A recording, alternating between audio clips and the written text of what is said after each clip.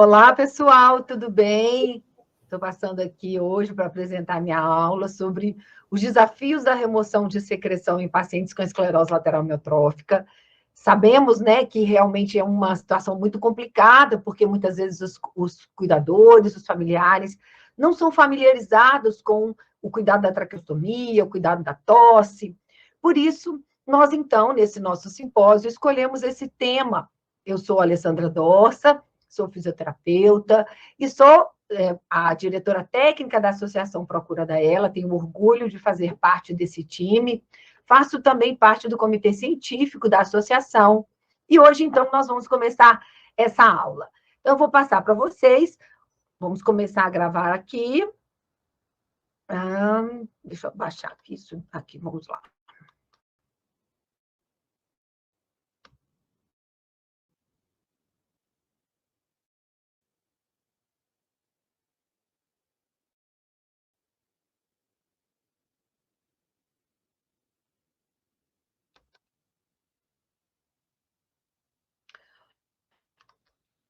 Ok. Então, como eu falei, né, aqui, sou Alessandra, faço parte disso aqui, e eu vou falar com vocês um pouquinho sobre os desafios e cuidados na remoção de secreção na esclerose lateral amiotrófica. Na verdade, a maior pergunta é, Alessandra, o que é secreção? Né? Secreção, gente, todo mundo tem. A secreção é uma camada de muco que reveste toda a via aérea, desde o nariz até os brônquios terminais. Então, toda a parte pulmonar, desde a via aérea, é coberta por um muco. Eu falo que a gente tem, em média, está vendo esse copo de cerveja aqui do lado? É a quantidade de secreção que a gente tem dentro do pulmão. Então, Alessandra, eu faço fisioterapia e ainda tem secreção. Sim, todos nós temos secreção.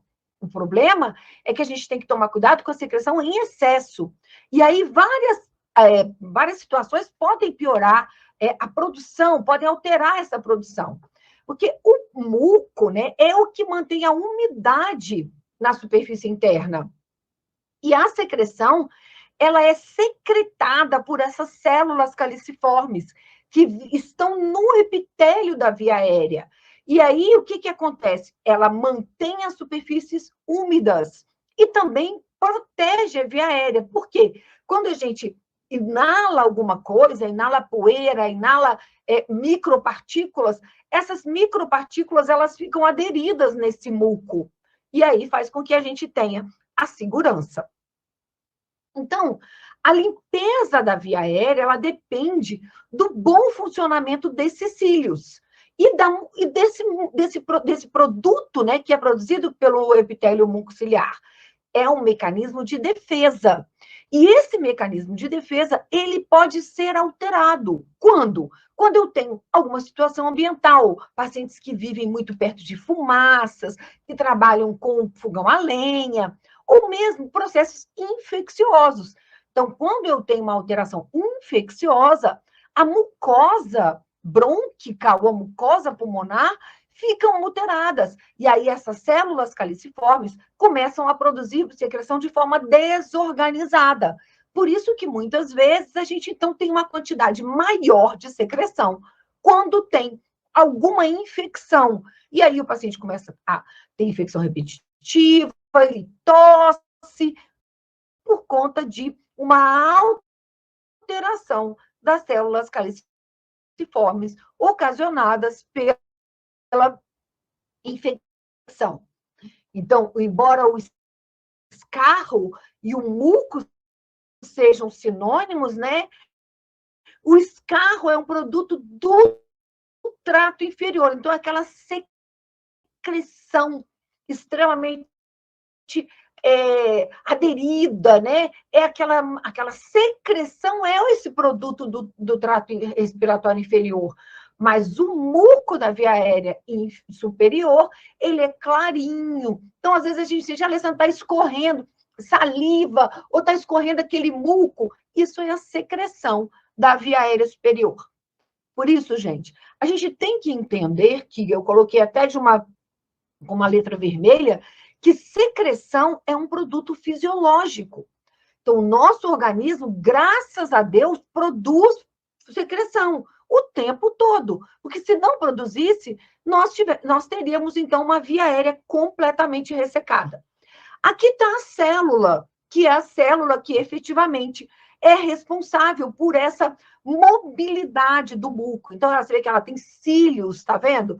E esses cílios, eles fazem com que ocorra esse batimento da secreção dentro do pulmão, dentro da via aérea, e, por exemplo, se acontecer alguma coisa, a gente inalar alguma coisa, ele prega nesses cílios, e os cílios, então, mandam embora para a via aérea.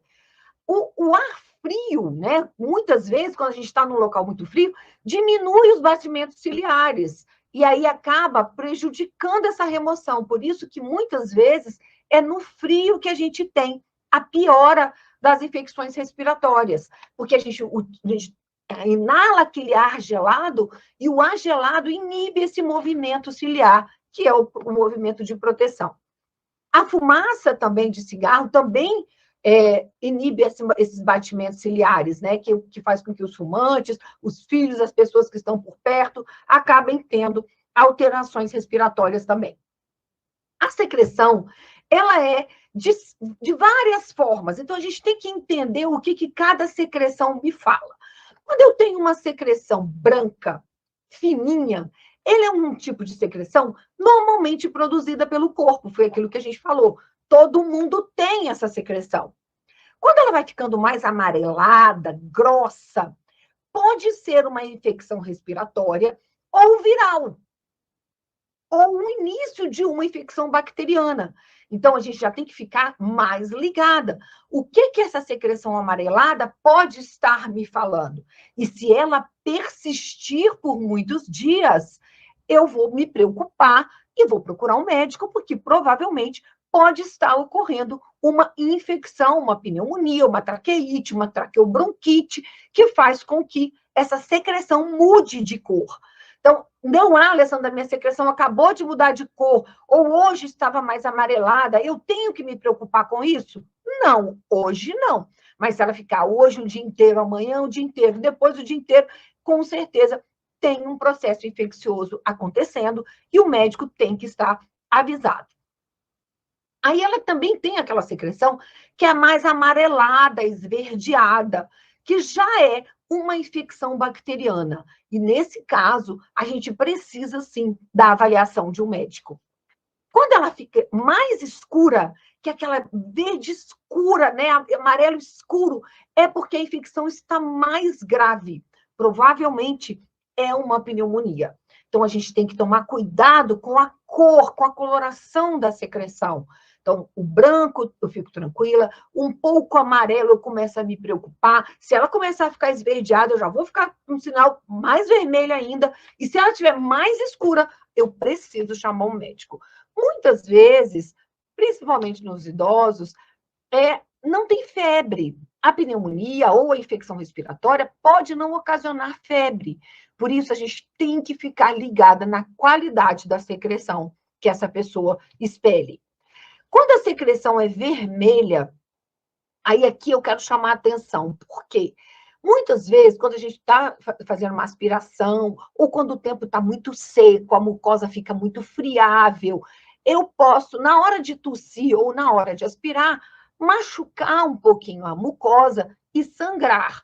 Isso não é uma secreção sanguinolenta, isso é uma secreção com rajos de sangue, ou um pouco de sangue. Não quer dizer que é sangue copioso. Por isso, a gente tem que tomar cuidado, porque às vezes a secreção está avermelhada por conta de um trauma, e não por causa de um problema respiratório. Porque, na maioria das vezes, só tuberculose e câncer, né? Pessoas que têm problemas importantes no pulmão, é que tem essa secreção com sangue. Agora, tem uma coisa fundamental.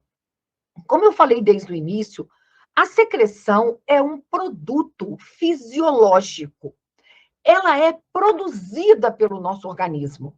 Então, se eu estou desidratada, a secreção que vai ser produzida, ela é grossa. Se eu estou bem hidratada, a secreção é fluida. Por isso, o que auxilia que você remova a secreção com mais facilidade é a ingesta de água. Então, o paciente está com dificuldade para remover a secreção, na hora que tosse, aquela secreção está ficando agarrada, ou na hora que vai aspirar, a secreção está muito aderida, é sinal de que esse paciente está desidratado. Porque se eu tenho paciente hidratado, eu tenho secreção fluida. Se eu tenho paciente desidratado, eu tenho secreção espessa. Por isso, a hidratação é fundamental para a qualidade da secreção. Aí eu gostaria de falar um pouquinho sobre essa proteína, esse canal chamado aquasporinas. Por quê? Amanhã nós teremos uma apresentação de um vídeo que eu fiz de um atendimento completo de um paciente de traqueostomia. Em muitos momentos, vocês vão ver que eu utilizo soro fisiológico para limpar a via aérea superior, para limpar a via aérea inferior. Então, eu utilizo muito o soro. E as pessoas falam, Alessandra, mas esse soro não vai afogar? Alessandra, esse soro não vai fazer mal? Por que não vai? Porque dentro do pulmão existem proteínas que se chamam aquasporinas. Essas aquasporinas, elas pegam a água, elas utilizam a água e colocam para dentro da célula. Então, ela se chama assim, clearance de água no pulmão. E ela é responsável por regular a quantidade de líquido na superfície da mucosa. E aí, mantém um pouco mais aquele muco, aqueles cílios mais úmidos. Então, essas proteínas, elas pegam a água e elas são muito diluídas quando eu utilizo o cloreto de sódio, que é o soro fisiológico. Por isso, é fundamental que a gente utilize o tempo inteiro, quando a gente vai fazer limpeza da via aérea, que a gente utilize soro fisiológico, porque ele tem um gradiente osmótico capaz de fazer com que a aquasporina absorva essa quantidade de água. Não é para colocar água destilada ou qualquer outro tipo de água, porque a água, ela não é um produto fisiológico para estar dentro do canal. Ele é apenas um produto que muitas vezes tem produtos químicos, né? Às vezes tem outras células, moléculas químicas dentro da água, que é diferente do cloreto de sódio. Tá bom. Uma das formas que a gente tem de remover a secreção é a tosse. É fundamental ter uma boa tosse para a remoção de secreção. A tosse, gente, ela tem 3 fases. Ela tem a primeira fase, que consiste em uma inspiração, onde abre a via aérea, abre a traqueia, abre o brônquio e o ar entra. Aí tem uma segunda fase que esse ar preenche todo o tórax e trava a glote. Quando ele trava essa fenda glótica, eu aumento a pressão intratorácica e aí eu tenho, então, um estímulo abdominal que vai e expulsa a secreção. Então, eu tenho essas 3 fases de uma tosse efetiva. E eu preciso ter todo esse mecanismo em perfeita sintonia. Por isso, se eu não tenho uma boa inspiração, eu tenho que fazer algo que gere uma boa inspiração. Se eu não tenho um bom vedamento glótico, eu vou tentar fazer uma estratégia de tosse para vencer essa alteração do vedamento glótico. E, por fim, se eu não tenho força do abdômen, eu vou trabalhar a força do abdômen para tentar expulsar a secreção. Então, aqui estão as 3 fases da tosse. O ar entra, aí ele aumenta a pressão intratorácica, ele faz o vedamento da glote e ele expulsa a via aérea, abrindo a via aérea e gerando um pico de fluxo de tosse. O pico de fluxo de tosse é um teste que deve ser feito sempre em pacientes de esclerose lateral amiotrófica. Então, um pico de fluxo de tosse maior do que 270 litros por minuto, eu tenho uma tosse eficaz. Se eu tenho um pico de fluxo de tosse entre 160 e 270 litros por minuto, eu tenho um risco moderado.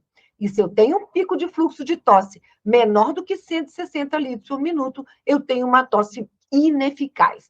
O que significa isso? Significa que esses marcadores, eles me dizem qual é o perigo que o paciente tem. Se ele tiver uma secreção ou se ele engasgar. Por isso que eu preciso ter isso muito bem medido, isso muito bem mensurado, para que a gente entenda que, eu fico tranquila, meu paciente pode se alimentar, e aí o fonoaudiólogo tem toda essa avaliação para falar, não, ele pode se alimentar porque ele tem um pico maior do que 270 litros por minuto. Ou então, não, ele precisa de uma gastrostomia, porque ele tem um pico menor do que 160 litros por minuto. Então, esse marcador de pico de fluxo de tosse é fundamental. Tudo bem, o meu paciente não consegue tossir. Qual é a estratégia que eu tenho para auxiliar na remoção dessa secreção brônquica? Nós temos dispositivos, então, que auxiliam a tosse. Um que todo mundo conhece, que é o ambu. O ambu é um dispositivo que simplesmente faz com que o ar entre no pulmão. Então, aquele paciente que tem dificuldade para inspirar o ar, que tem fraqueza da musculatura para gerar esse volume inspiratório, eu vou gerar o volume inspiratório com o ambu.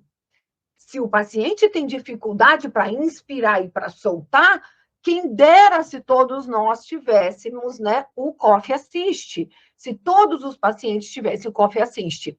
Então, eu tenho que entender quando que eu vou usar cada técnica. Então, quando que eu uso para gerar um volume inspiratório? Quando que eu uso para gerar o inspiratório e associar o golpe abdominal? Então, olha só, nós temos algumas técnicas. A primeira técnica se chama expiração assistida. Ou seja, primeiro você vai gerar um volume inspiratório, que pode ser feito com qualquer coisa, pode ser feito com um respirador, pode ser feito com uma máquina de tosse, com qualquer um. Só que esse paciente tem um bom vedamento glótico.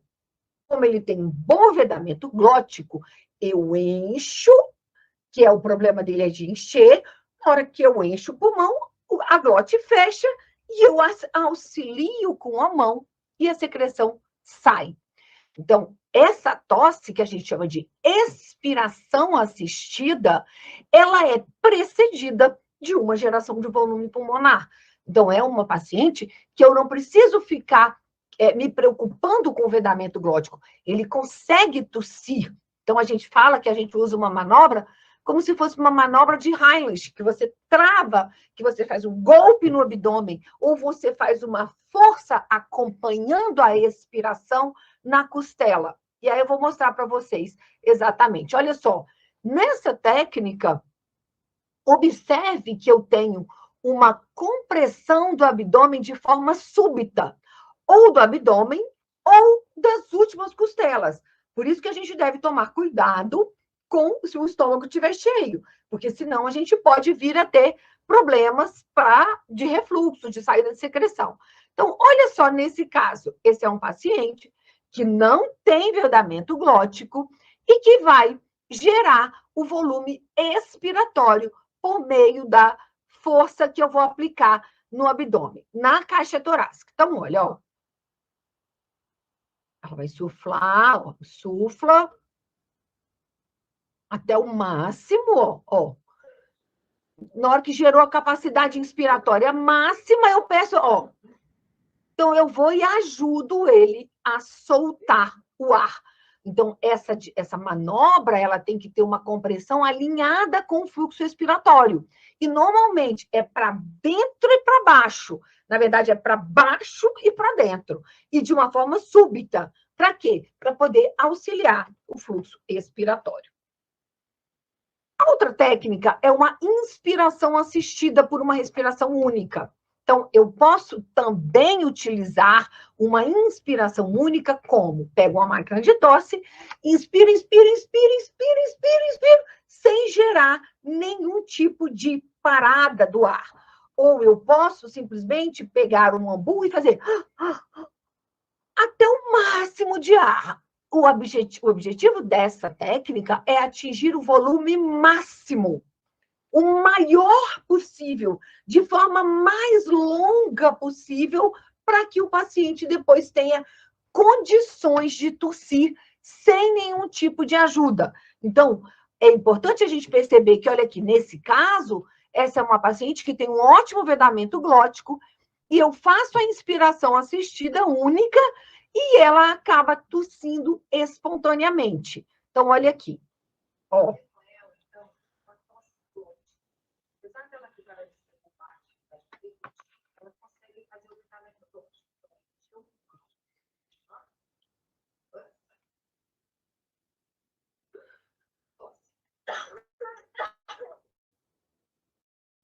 Observaram como ela tosse? Eu simplesmente gerei o volume, o ar parou aqui em cima e ela conseguiu ter uma tosse efetiva. Então, ela se relaciona com uma boa integridade glótica. Também temos os dispositivos, né, que são os dispositivos de auxílio à tosse. Aí nós temos no Brasil tanto a máquina de tosse da Philips, né, que é o Cough Assist, quanto o Onyx, que é o equipamento nacional que nós temos. Então, eles são dispositivos que funcionam como? Primeiro, eles geram um volume inspiratório bem alto e depois eles sugam como se fosse efetivamente um sugador mesmo, um aspirador de pó. Por quê? Porque você gera um volume inspiratório bem grande e ele muda e suga.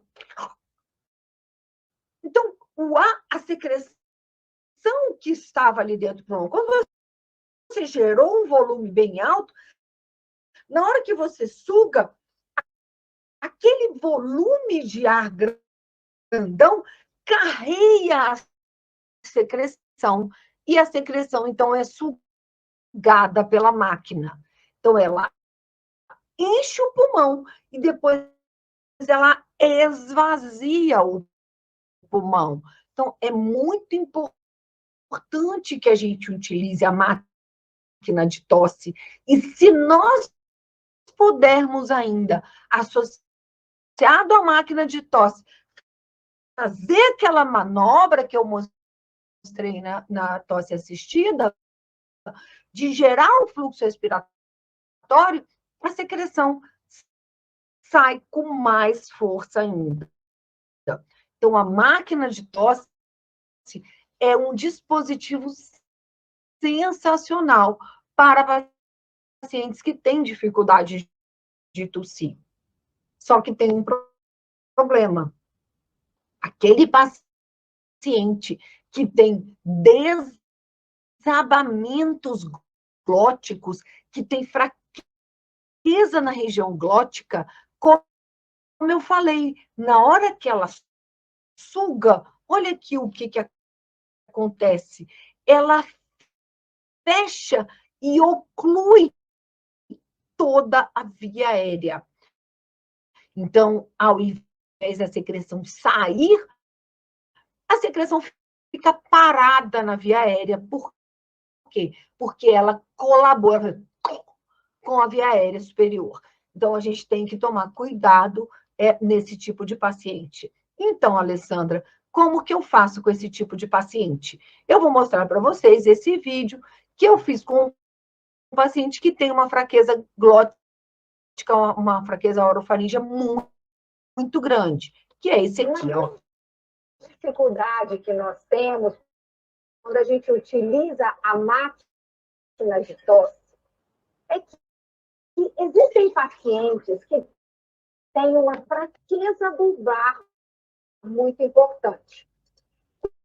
Quando a gente faz a pressão negativa da máquina de tosse, ela colaba a via aérea e faz com que o paciente não consiga tirar a secreção. Então, eu vou mostrar como utilizar o exercício para a tosse com máquina de tosse em um paciente com fraqueza bulbar. É muito importante que as pessoas entendam que é preciso ser feito pelo profissional e pela família. E que a gente vai pressurizar só para dentro. Então, eu vou mostrar para vocês como que a gente faz. Primeiro, só para outro vídeo. Olha lá. Então, vamos lá. Aqui a gente vai, ó. Para dentro, para dentro, para dentro, para dentro, para dentro, para dentro, para dentro. Até ele piscar. Ele me pede para te... Olha lá.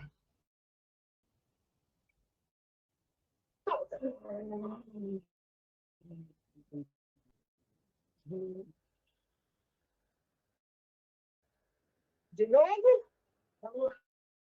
Olha que observe que ele sente que gerou a capacidade máxima. Ó. Para dentro, para dentro, para dentro, para dentro, para dentro, para dentro. Aí chegou, aumentou a pressão subglótica, olha lá, ele vai piscar para mim, ó. E aí eu faço a manobra junto com ele. Então, a gente sempre gera, primeiro, uma capacidade inspiratória bem grande, até eu conseguir gerar o fluxo expiratório de forma a subir a secreção. Assim que a secreção sobe, a gente, então, suga pela boca. Então, essa é uma estratégia muito importante para a gente utilizar a máquina de tosse em pacientes com desabamentos bulbares. Esse vídeo é muito importante para a gente entender isso, né? Então, olha só, eu falei que a gente tem dispositivos como o Ombu, dispositivos como a máquina de tosse, que ajudam a gerar volume, né? Ajudam a remover a secreção. Mas existem esses dispositivos que são dispositivos vibratórios para remoção da secreção, para deslocamento da secreção. Então, nós temos no Brasil o acapella, o flutter e o shaker. O acapella, eu prefiro, e eu vou mostrar para vocês, é porque eu consigo conectar uma geração de volume inspiratório associada ao acapella.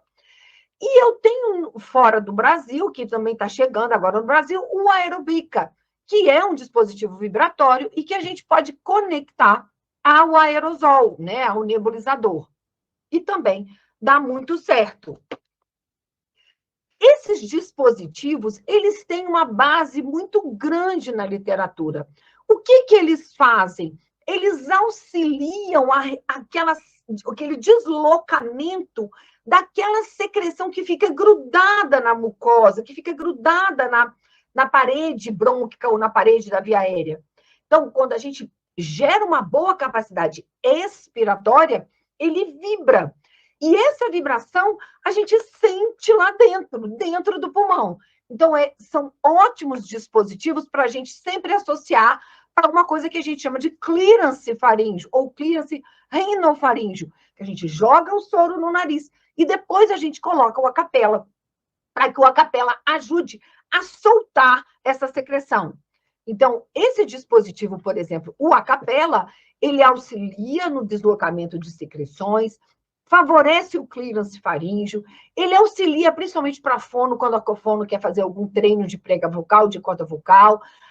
Em baixas capacidades, o paciente tem baixa capacidade pulmonar, eu preciso sempre colocar associado a um gerador de volume inspiratório. E aí, a gente vai mostrar amanhã para vocês, no nosso vídeo, como que eu trabalho quando eu coloco uma geração inspiratória na traqueostomia. Então, esse é o exemplo de uma paciente que tem um bom fluxo inspiratório e um bom fluxo expiratório. Então, dessa forma, ela consegue ter uma boa velocidade para soprar. E aí eu consigo ter essa boa terapia expiratória. Então, olha aqui, ela puxa, ó, e sopra, ó. E sopra com muita facilidade, olha lá. Por quê? Porque ela tem boa capacidade inspiratória. Tem boa capacidade inspiratória, tem boa capacidade expiratória. Nessa técnica aqui, eu fiz com a Silvânia, nossa diretora administrativa, né? A técnica do clearance é porque ela veio com essa colocação de que tinha uma secreção aderida na via aérea, em Goiânia muito seco, e o que ela poderia fazer? Então, nós fizemos isso, olha.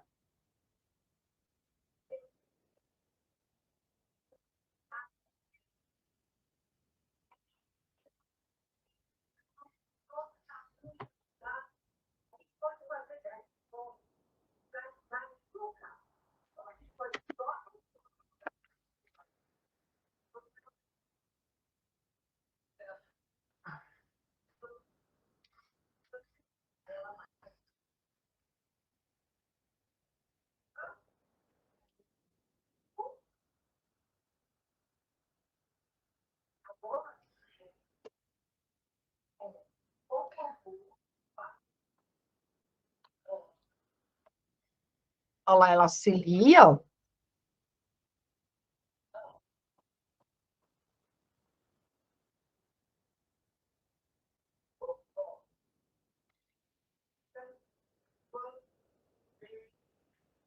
Aí puxa de novo e ela sopra numa capela. Dessa forma, ele solta toda a secreção, ela sobe, ou o paciente engole, ou a gente suga a boca para poder tirar essa secreção. Aí eu tenho outra estratégia também, que a gente também pode utilizar, auxílio do suporte inspiratório por meio do BIPAP. Olha aqui nesse caso, ó.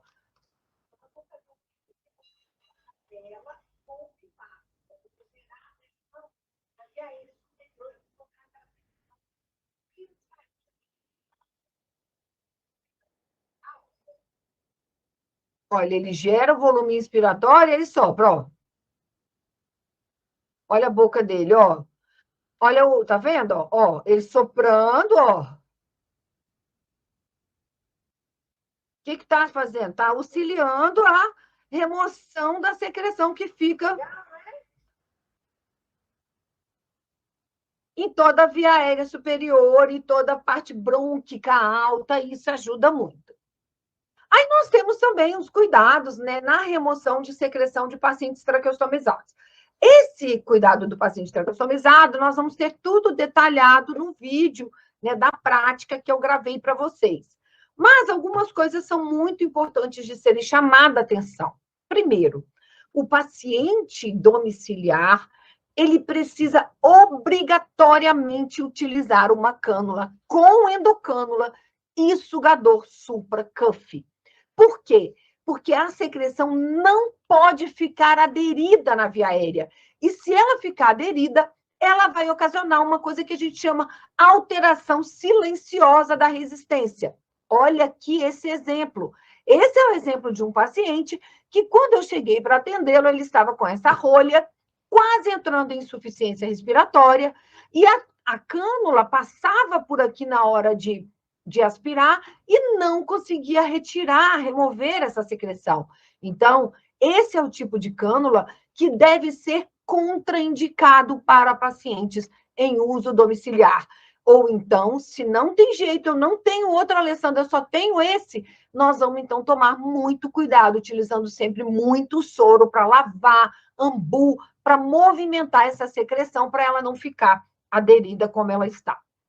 Então, aqui tem um estudo muito bacana mostrando a importância desse fluxo rápido com o ambu na via aérea para explodir a secreção, para expulsar a secreção, tanto da via aérea superior quanto da via aérea inferior. Então, nesse trabalho aqui, eles utilizaram em pacientes com ambu, então eles colocavam o ambu no paciente e faziam um fluxo rápido, depois de jogar um soro, um pouco da secreção subia e o outro pouco tirava pela própria traqueostomia.